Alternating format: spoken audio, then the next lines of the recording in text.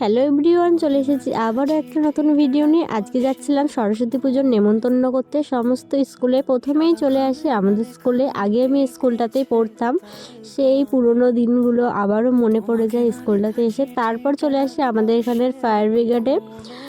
এই যে আমরা সবাই মিলে চলে আসি, আর এসে প্রথমে এখানকার হেড যে স্যার, তাকে আমরা ইনভাইটটা করে নিই।